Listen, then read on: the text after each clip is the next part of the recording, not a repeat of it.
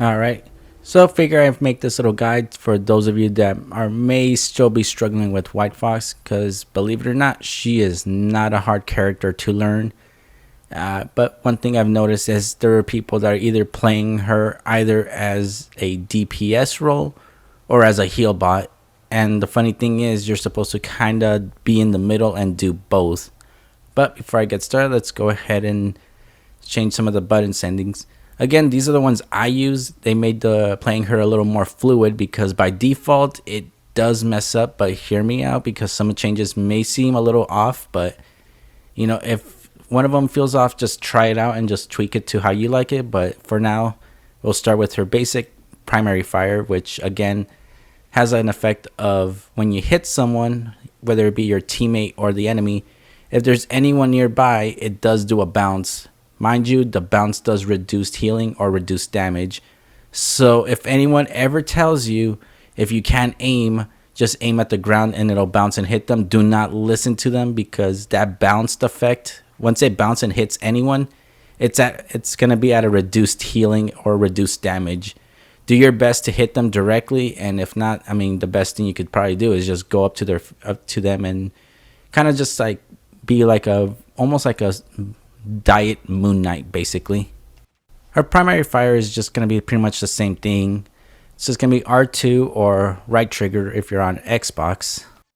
Her little teleport dome shield ability, I basically have it set to L2 or left trigger, mostly because I'm used to just basically almost any shield effect being in that button, whether it be Strange, Emma, and whatnot.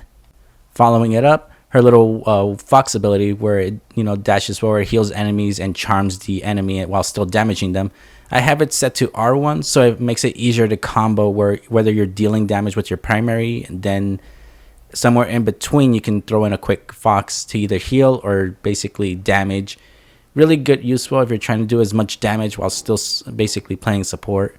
As for her Fox form awakening, that's set to circle, or I believe on Xbox it should be B. And it's mostly because by default I think it was set to L1 or left bumper or left button, whatever it's supposed to be on Xbox.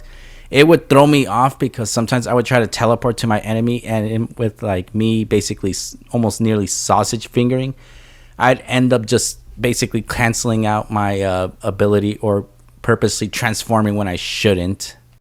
One thing too, unless your teammates are really close by or they're not one of those heroes where they can easily escape on their own, do not do your best not to engage, like teleport to them, like say they're low health.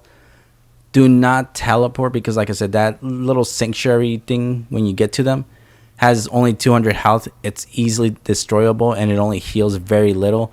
I usually just use it simply as like a way to just block some incoming damage, just to give them a quick little heal. But mainly you do not want to use it as like a way to engage, because that's your only exit ability.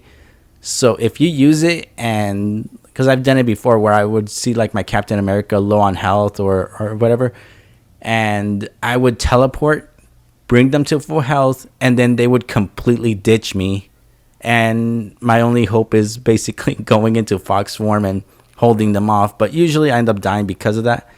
I've learned now only use it as like a way to do like a soft engage. So basically if your teammates are almost losing a fight, teleport to them, heal them, and while also like helping them out in the fight. But do not ever use it to basically fully engage, because that's your only exit ability, and if that goes, you are screwed. But again, it's like I said, the Fox form awakening ability has a lot of usage, usually to throw people off, or say your whole team's in a fight and there's a shield up. Instead of breaking through the shield, just through the Fox form, break through the shield or do damage through the shield, and basically just just do as much AoE healing, because that's pretty much how a good chunk of her healing is. Because if by default her little thing just kind of bounces to one enemy or one person or two people, I believe it does like 60 healing, but then when it bounces and goes to the next one, it's like reduced.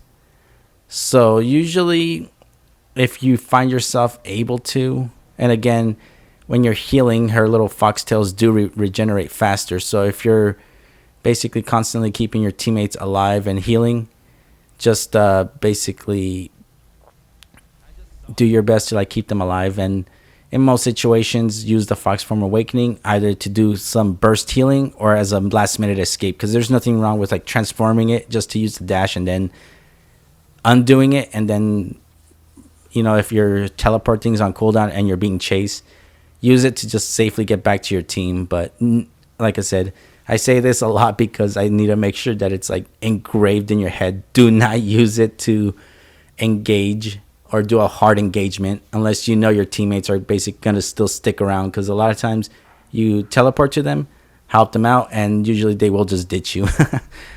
But yeah, I've used White Fox now, and the next character I will try to work on a guide for is Black Cat. It might be a while because she's new. People are insta-locking her. But usually with her button bindings was actually really simple. It was just flipping, I believe, L2 and L1.